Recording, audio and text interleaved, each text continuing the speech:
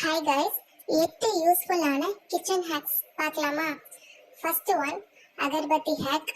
ஊதுபத்தி பற்ற வச்சு ரொம்ப நேரம் அதோட ஃப்ராக்ரன்ஸ் இருக்கணும்னா அதை பற்ற வைக்கிறதுக்கு முன்னாடி லைட்டாக வாட்டரில் டிப் பண்ணி அதுக்கப்புறம் பொறுத்துனா பாருங்க, இந்த ரூம் ஃபுல்லாகவே அந்த ஃப்ராக்ரன்ஸ் ரொம்ப நேரத்துக்கு இருக்கும். இதை கண்டிப்பாக ட்ரை பண்ணி பாருங்க.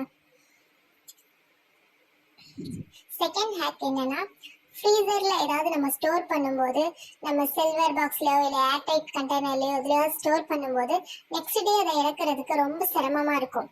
அந்த மாதிரி ஆகாம இருக்கிறதுக்கு ஸ்டோர் பண்றதுக்கு முன்னாடி அந்த பாக்ஸோட பேக் சைட்ல லைட்டா ஆயில் அப்ளை பண்ணிட்டு அப்புறமும் ஸ்டோர் பண்ணோம்னா அதை எடுக்கும் போது நமக்கு ஈஸியா எடுத்துட்டு வரும்.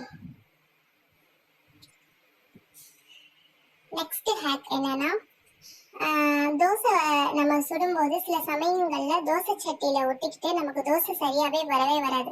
அந்த மாதிரி டைம்ல தோசையை நல்லா எடுத்து கிளீன் பண்ணிட்டு ஒரு ஆனியன், சும்மா ரஃபா கட் பண்ண ஆனியனை எண்ணெயில வறுத்துட்டு தேங்காய் நாரை வச்சு ஸ்க்ரப் பண்ணிட்டு தோசை சுட்டோம்னா தோசை பர்ஃபெக்டா சூப்பரா வரும். கண்டிப்பா இதை ட்ரை பண்ணி பாருங்க. பாருங்க எவ்வளவு அழகா தோசை பர்ஃபெக்டா சுட்ட வருதுன்னு பாருங்க. தேங்காய் நாரை நம்ம யூஸ் பண்ணிட்டு தேங்காய் நாரை ஸ்க்ரப்பரா யூஸ் பண்ணி தோசை சட்டியில தேய்ச்சி எடுக்கும்போது தோசை பெர்ஃபெக்டா வரும். கண்டிப்பா இதை ட்ரை பண்ணி பாருங்க. இந்த மாதிரி யூஸ்ஃபுல்லான ஹேக்ஸ்க்கு சேனலை சப்ஸ்கிரைப் பண்ணுங்க.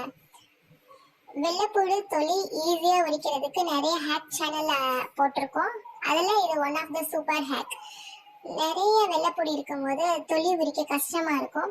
அப்ப ஒரு 1 hour ஃப்ரீசர்ல வச்சுட்டு அதுக்கப்புறம் நம்ம துளி உரிச்சோம்னா அது ஈஸியா கலந்துட்டு வந்துடும். பாருங்க எந்த மாதிரி ஈஸியா, எந்த எஃபர்ட்மே போட தேவையில்லை, எந்த மெஸ்ஸோ இல்லை தண்ணியில போட்டு அதை ஈரமாக்கி எதுவுமே தேவையில்லை. ஃப்ரீசர்ல செட் பண்ணிட்டு உரிக்கணும்னா இந்த யூஸ்ஃபுல்லா இருக்கும் இந்த ஹேக்.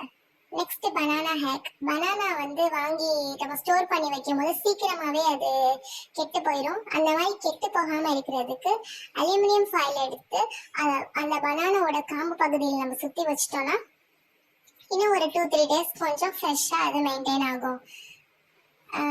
இந்த மாதிரி ட்ரை பண்ணி பாருங்க.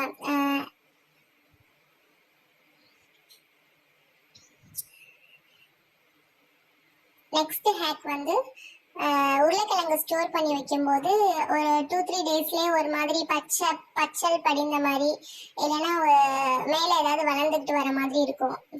உருளைக்கிழங்குல இருந்து வளர்ந்துக்கிட்டு வர மாதிரி இருக்கும். அந்த மாதிரி ஆகாம இருக்க ஒரே ஒரு ஆப்பிள் எடுத்து அந்த உருளைக்கிழங்கு பேஸ்கெட்ல வச்சோம்னா ஆப்பிள்ல நேச்சுரலா வெளிவர கேஸ் இந்த உருளைக்கிழங்க ஃப்ரெஷ்ஷா வச்சுக்கிறதுக்கு ரொம்ப ஹெல்ப்ஃபுல்லா இருக்கும். உருளைக்கிழங்கு இன்னும் 2-3 நாள் ஃப்ரெஷ்ஷா இருக்கும்.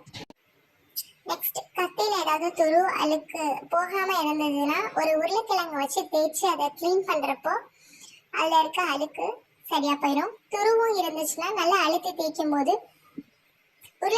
கத்தியில இருக்க துரு ஃபுல்லாவே சரியா போயிடும். இது மாதிரி மாசத்துக்கு 2 முறை செஞ்சு வந்தீங்கன்னா கத்தியும் கிளீனா இருக்கும், எந்த விதமான துருக்கரையும் கத்தியில இல்லாம இருக்கும். கண்டிப்பா இதை ட்ரை பண்ணி பாருங்க. ரொம்ப ரொம்ப யூஸ்ஃபுல்லான ஹேக். பாருங்க எவ்வளோ கிளீனா இருக்கு அந்த கத்தின்னு. நெக்ஸ்ட் ஹேக் என்னன்னா, சிசர்ஸ் போக போக ஒழுங்கா கட் பண்ணாம இருக்கும். அந்த மாதிரி பண்றதுக்கு நம்ம அதை ஷார்பன் பண்றதுக்கு வேற எந்த பொருளையும் வெளியில தேட அவசியமே இல்லை, அதை வேஸ்ட் பண்ணவும் அவசியம் இல்லை. சிசரை அலுமினியம் ஃபாயில் எடுத்து ஒரு ரஃபா ஒரு 4-5 மடிப்பு மடிச்சிட்டு அதை வச்சு கட் பண்ணிட்டு ஒரு தேய்ச்சி விட்டுருங்க. நெக்ஸ்ட் பாருங்க சிசர் கொஞ்சம் ஷார்ப்பா இருக்கும். நல்லாவே உங்களுக்கு டிஃபரன்ஸ் தெரியும். இந்த மாதிரி யூஸ்ஃபுல்லான ஹேக்ஸ்க்கு சேனலை சப்ஸ்கிரைப் பண்ணிடுங்க.